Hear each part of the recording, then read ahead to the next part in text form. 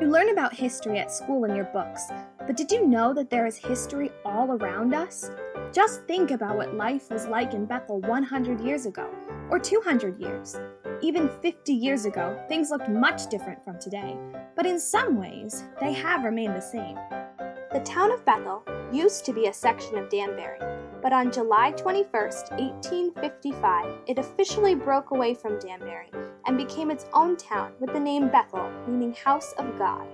Let's take a look at some of the history that is still a part of our town today.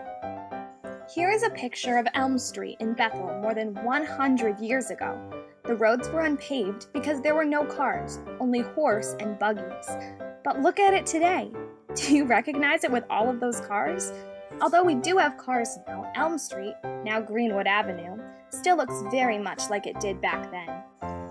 And do you know who was born on Elm Street? Did you guess it? It was P.T. Barnum, the greatest showman on earth. Do you know what P.T. stands for? That's right, it stands for Phineas Taylor. P.T. Barnum became the creator of a very famous circus, but he grew up in the same town as you. P.T. Barnum was born in this house on July 5th, 1810. That was over 200 years ago. Here is it as it looks today. P.T. Barnum's parents ran a tavern that was opened by P.T. Barnum's grandfather, Phineas Taylor. The building where this tavern was located still stands today. You may recognize it as you drive down Chestnut Street. In 1881, P.T. Barnum, now in his 70s, donated the Barnum Fountain to the town of Bethel. It was an iconic landmark in the town for many years, but despite its beauty, the fountain was neglected. After 40 years of enduring harsh Connecticut winters, the fountain was no longer functional, and the structure was demolished in 1923. However, there is one piece of the fountain that still exists in Bethel as a reminder of a time gone by. Do you recognize this place? How about now? The remaining piece of fountain is located in the Shakespeare Garden next to the Bethel Public Library. Next time you take out a book, walk to the side of the building to view this piece of history. P.T. Barnum was not the only notable person who lived in Bethel. Have you ever driven down Hoyt's Hill Road? Well, this street was named after none other than Isaac Hoyt. Isaac Hoyt was one of the first citizens to live in Bethel 300 years ago. He resided in this house, which still stands today. It was here that the people of Bethel first learned of the news that the town was officially separated from Danbury. Another notable member of the Bethel community was Seth Seeley. Seeley was a wealthy Bethel resident who lived here in the 1800s. When Seth Seeley died, his son donated his father's house to the town of Bethel to become a free public library. Today, it is the Bethel Public Library. Next time you go to the library, remember that people used to live there. The residents of Bethel have always honored those who have given their lives for our country.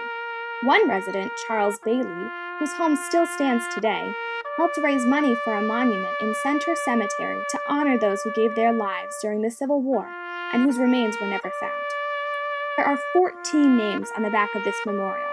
It was dedicated on Memorial Day in 1892 with a celebration that included a parade.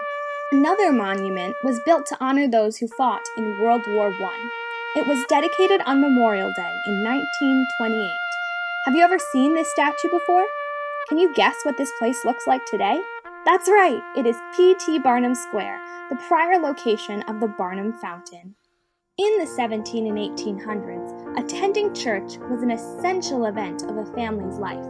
In fact, the town of Bethel was created because the Danbury Church was too far a journey for people who lived in this region to travel to. In order to solve this problem, a new church was built where the Bethel Historical Society building is today, but this building burned down. A second church was built in 1842, but in 1865 it was damaged by violent winds.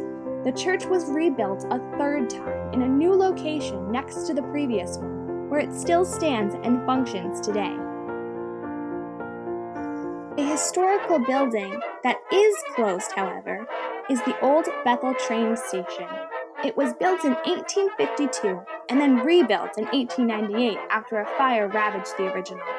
The train allowed people to be able to travel more quickly to destinations such as New York City in a time when there were no cars. The train station has since been moved, and the old building does not function any longer. Although life was different in the 1800s, people still did things they do today, such as attend church, travel on trains, and yes, go to school. But school was a little different back then than it is today. Students were taught in schoolhouses with only one classroom, mixed with children of all ages. One of the most notable one-room schoolhouses is Plumtree School. There were actually several schools in Bethel when Plumtree School was built in 1867. Like all schoolhouses, students of every grade level were taught in the same room. Since there was no modern plumbing, students had to use a hand pump to get water and an outhouse, which was located behind the school. As the years passed and populations grew, the school became a kindergarten, and plumbing and electricity were added. The school functioned until 1970. In 1971, a new elementary school was built. It was named after longtime Plumtree School teacher Anna H. Rockwell. Another school building was Center School, which was built in 1894. Due to the demand of a growing population, a replica was built across town on Grassy Plain Street. Here are students who attended Center School. When the school closed, the building became a recreation center. Today it functions as an apartment building. Bethel High School was built in 1884, but it has not always been in the same location it is today. The original building was on South Street. In 1939, a new building was built. Do you recognize this building? That's right. Today it is the Clifford J. Hergen Municipal Center, which houses the town government, the senior center, and Bethel Parks and Recreation. In 1970, the school moved to its current location. So there really is history all around us, from historic buildings no longer in use, to those that now have new uses, to relics from the past honoring Bethelites from long ago. History plays an essential role in our lives today. In the past, every time a building burned down, it was rebuilt stronger. And just like those buildings, when we learn about history, it helps us learn from the mistakes of the past and grow. I hope next time you take a stroll down Greenwood Avenue, you take time to notice and appreciate what is around you, always remembering those who once called Bethel